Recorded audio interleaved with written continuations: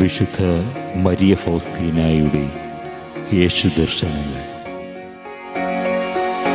ഫെബ്രുവരി 15, 1935. മരണാസന്നയായ അമ്മയെ കാണാൻ കുറച്ച് ദിവസത്തെ പിതൃഭവന സന്ദർശനം. എൻ്റെ അമ്മ ഗുരുതരമായ രോഗാവസ്ഥയിലാണെന്നും മരണത്തോടടുത്തെന്നും മരിക്കുന്നതിന് മുൻപായി എന്നെ ഒരിക്കൽ കൂടി കാണാൻ ആഗ്രഹിക്കുന്നതിനാൽ വീട്ടിലേക്ക് വരാൻ അമ്മ ആഗ്രഹിക്കുന്നുവെന്നും അറിഞ്ഞപ്പോൾ എൻ്റെ ഹൃദയം വികാരതരളിതമായി. അമ്മയെ ആത്മാർത്ഥമായി സ്നേഹിക്കുന്ന ഒരു കുഞ്ഞിനെ പോലെ ഞാൻ അമ്മയുടെ ആഗ്രഹം സബലീകരിക്കാൻ ആശിച്ചു.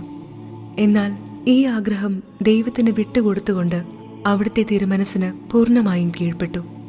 എൻ്റെ ഹൃദയവേദന അവഗണിച്ച് ദൈവ തിരുമനസ്സിന് കീഴ്വഴങ്ങി.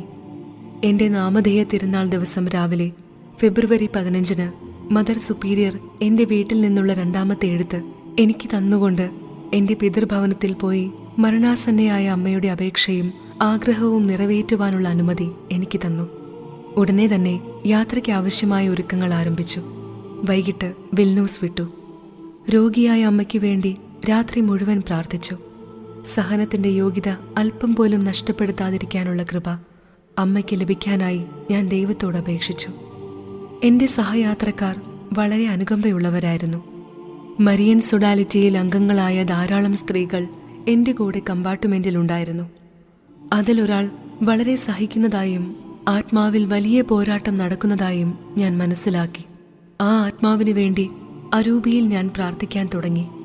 11 മണിയായപ്പോൾ ഈ സ്ത്രീകൾ വർത്തമാനത്തിനായി മറ്റൊരു കമ്പാർട്ട്മെന്റിലേക്ക് പോയി. വണ്ടിയിൽ ഞങ്ങൾ 2 പേരും തനിച്ചായി. എൻ്റെ പ്രാർത്ഥന ആത്മാവിൻ്റെ പോരാട്ടം കൂടുതൽ രൂക്ഷമാക്കിയതായി ഞാൻ അറിഞ്ഞു. ഞാൻ അവളെ ആശ്വസിപ്പിച്ചില്ല, എന്നാൽ കൂടുതൽ തീക്ഷ്ണതയോടെ പ്രാർത്ഥിച്ചു. അവസാനം ആ സ്ത്രീ എൻ്റെ നേരെ തിരിഞ്ഞ് ദൈവത്തോട് അവൾ ചെയ്തൊരു പ്രത്യേക വാഗ്ദാനം നിവർത്തിക്കാൻ അവൾ ബാധ്യസ്ഥയാണോ എന്ന് ചോദിച്ചു. ആ സമയത്ത് വാഗ്ദാനത്തെക്കുറിച്ചുള്ള ആന്തരിക അറിവ് എനിക്ക് ലഭിച്ചു. ഞാൻ പറഞ്ഞു, അത് നിറവേറ്റാൻ നീ തീർത്തും ബാധ്യസ്ഥയാണ്, അല്ലെങ്കിൽ നിന്റെ ശിഷ്ടജീവിതം മുഴുവൻ ദുരിതപൂർണമായിരിക്കും. ഈ ചിന്ത എല്ലാ സ്ഥലങ്ങളിലും നിന്നെ പിന്തുടരും. നിനക്കൊരു സമാധാനവും ലഭിക്കുകയില്ല. എന്റെ മറുപടി കേട്ട് അത്ഭുത പരതന്ത്രയായി അവൾ എന്നോടെല്ലാം തുറന്ന് സംസാരിച്ചു.